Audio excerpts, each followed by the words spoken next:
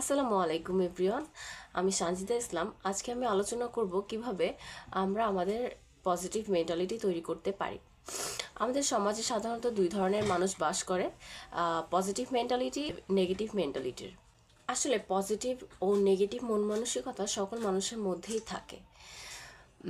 কেউই 100% পজিটিভ বা 100% নেগেটিভ নয়, কিন্তু কিছু মানুষের মধ্যে এই মাত্রাগুলো কম বেশি হবার কারণে আমাদের তখন তারতম্যের করে বাকি যে কে বেশি পজিটিভ মন মানসিকতার আর কে বেশি নেগেটিভ মন মানসিকতার সেটা বুঝতে পারি। যেহেতু আমাদের সমাজে এই দুই ধরনের মানুষই রয়েছে, তাই প্রতিনিয়ত এইসব মানুষের সাথে কাজ করার জন্য আমাদের তাদের ব্যাপারে জানতে হয়।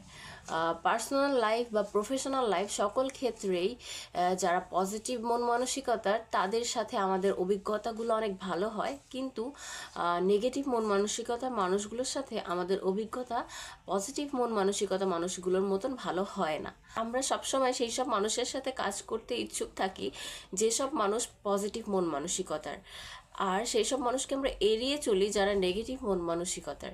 আমরা সকলেই সবসময় নেগেটিভ মন মানসিকতার মানুষগুলোর সাথে কাজ করতে স্বাচ্ছন্দ্য বোধ করি না, কিন্তু পজিটিভ মন মানসিকতার মানুষের সাথে কাজ করতে স্বাচ্ছন্দ্য বোধ করি। ছোটবেলা থেকে আমরা পাঠ্য বইয়ে পড়ে এসেছি যে জীবন পুষ্পসজ্জার মতো নয়। একটি মানুষের প্রতিনিয়ত বিভিন্ন ধরনের চ্যালেঞ্জের মোকাবেলা করতে হয়। এইসব চ্যালেঞ্জ মোকাবেলা করতে গিয়ে তারা অনেক সময় আমরা আমাদের মেন্টালিটি নেগেটিভ করে ফেলি। আমরা যদি আমাদের মন মানসিকতা পজিটিভ করতে চাই, তাহলে আমাদের সেই সব চ্যালেঞ্জগুলোকে মোকাবেলার জন্য নিজেকে আগে থেকেই প্রস্তুত করতে হবে। সেটা পার্সোনাল লাইফ হোক বা প্রফেশনাল লাইফ, জীবনে এগিয়ে যাওয়ার জন্য আমাদের চ্যালেঞ্জের মোকাবেলা করা খুবই জরুরি, কারণ জীবনে অনুকূল পরিস্থিতি আসবে, এটাই স্বাভাবিক।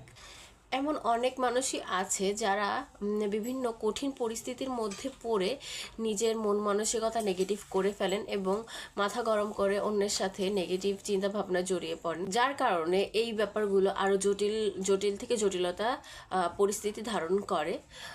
অন্যদিকে যারা পজিটিভ চিন্তা করে তারা সর্বদাই কোনো না কোনো একটি উপায় খুঁজে বের করে ফেলে তার সমস্যা সমাধানের কারণ।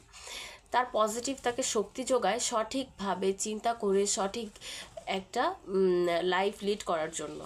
মানুষ সর্বদা অনুকরণ প্রিয়। মানুষ সবসময় মানুষকে অনুকরণ করতে ভালোবাসে। কেউ কেউ ভালো জিনিসকে অনুসরণ করে, আবার কেউ কেউ খারাপ জিনিসগুলোকে অনুসরণ করে। যারা জীবনে ব্যর্থ ও হতাশ হয়ে পড়ে, তখন যদি তাদের সামনে ভালো কোনো উদাহরণ না থাকে, তাহলে তারা ভালো মোটিভেশনের অভাবে নেগেটিভ ব্যাপারগুলোতে ইনফ্লুয়েন্স হয়ে যায়, যার ফলে তাদের চিন্তাভাবনা নেগেটিভ হয়ে যায়। এক্ষেত্রে আমরা যদি আমাদের চিন্তাভাবনা পজিটিভ করতে চাই, তাহলে আমাদের সেই ভালো দিকগুলো গ্রহণ করতে হবে আর খারাপগুলো বর্জন করতে হবে। যারা সর্বদা পজিটিভ চিন্তা করে তাদের মধ্যে অনেক বড় একটি ক্ষমতা আছে অন্যদেরকে মোটিভেট করার জন্য। মানুষের মাঝে কিছু না কিছু ভালো গুণ, চিন্তা ও ধ্যান ধারণা আছে। এগুলো শুধুমাত্র নিজেদের মধ্যে সীমাবদ্ধ রাখলে চলবে না, এগুলো আশেপাশে মানুষের সাথে ছড়িয়ে দিতে হবে। তাদের পজিটিভ বিষয়গুলো নিয়ে গ্রহণ করতে হবে। পজিটিভিটি একটি মানুষের দেখা ও বোঝার ক্ষমতাকে বাড়িয়ে দেয়। সে তখন নিজের ক্ষমতাগুলোকে উপলব্ধি করতে সক্ষম হয়। সে বুঝতে পারে যে তার যোগ্যতা কতটুকু, এ বিষয়ে যোগ্যতা এবং দক্ষতা তার সর্বোচ্চ কি কি অর্জন করা সম্ভব। অতঃপর এই বিশ্বাসকে পুঁজি করে সে পরিশ্রম করা শুরু করলে একটি সময় সাফল্য আসবেই।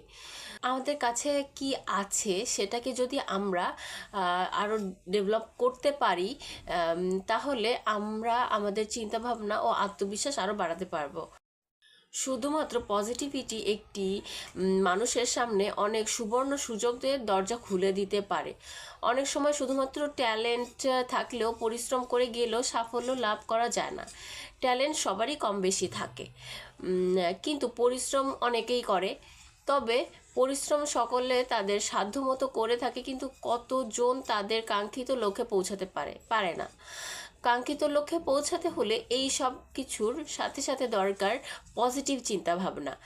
তাই যদি ব্যক্তিগত জীবনে হোক বা চাকরি জীবন হোক, আমরা যদি আমাদের জীবনের প্রতিটি পর্যায়ে ইতিবাচক চিন্তাভাবনা দ্বারা নিজেকে ফুটিয়ে তুলতে পারি, তাহলে সৃষ্টিকর্তা কখনো আমাদের চেষ্টার বিফলে যেতে দিবেন না।